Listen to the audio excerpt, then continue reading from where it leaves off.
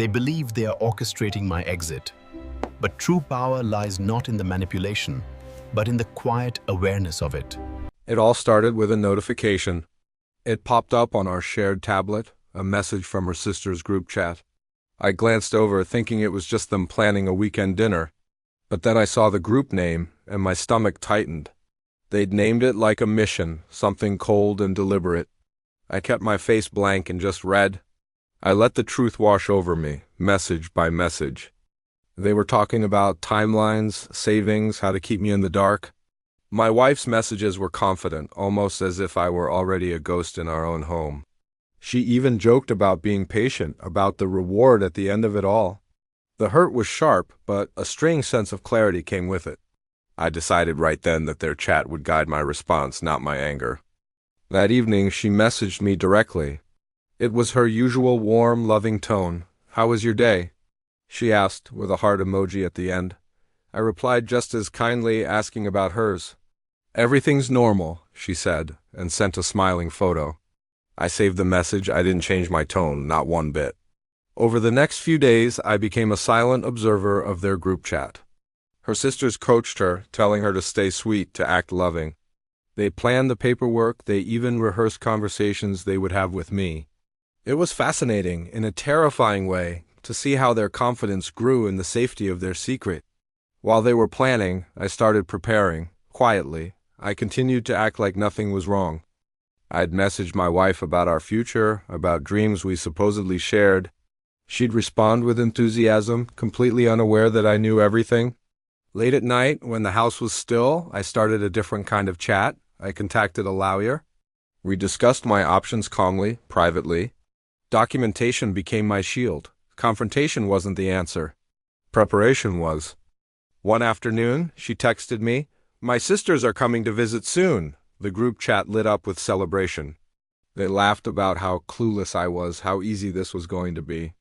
I read their laughter and felt a shift inside me. The pain was gone, replaced by pure resolve.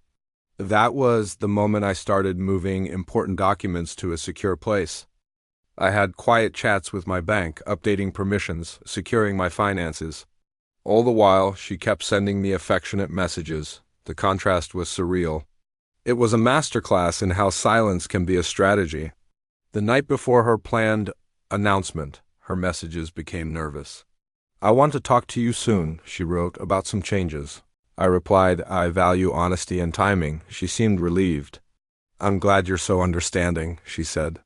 The group chat erupted again, this time celebrating my supposed weakness, my naivety. They thought they had me right where they wanted me. The next morning, I started a new chat. This one was with her and her sisters. I began, "Thank you for being so concerned about our family matters." The response was slow. They were surprised, confused. I then added, "I've seen your planning, and I just want clarity for everyone." The silence that followed was deafening. A moment later, my wife messaged me privately. "What do you mean?" she asked, her panic palpable through the screen. I replied calmly, "We should talk in person." "Are you angry?" she typed. "No," I replied. "I'm informed." That one word changed everything. When we finally met, the chat on our phones stayed open, but our conversation was gentle. She tried to explain her intentions, the timelines. I looked at her and said, "Intentions don't erase preparation." She started to cry, saying she felt exposed. "Exposure," I told her, "is what happens when secrets are shared without consent." Her sisters quickly sent messages, hurried apologies that felt empty. I replied with courtesy, but I also set firm boundaries. "Surprises," I wrote, "can work both ways." My wife asked me what would happen next. "The next steps are already in motion," I told her. We discussed the separation without a single raised voice. I explained that all the arrangements I'd made were fair and lawful. She just looked stunned, completely blindsided by the quiet efficiency of it all. I told her that respect had guided every decision I made. Our chat turned from emotional to practical. Later that day, she sent another message. "I underestimated you," I replied. "Underestimation often feels safe until it's not." Her final question came tinged with desperation. "Is there any chance left for us?" I had to be honest. Trust can't be rebuilt on a foundation of rehearsed exits. She accepted the answer with a visible sadness. Shortly after, their secret group chat went silent and then it disappeared completely. My phone felt lighter. In the days that followed, friends checked in on me, and for the first time, I spoke honestly about what happened. I learned that dignity doesn't need an audience. The whole story closed without any dramatic, public scenes.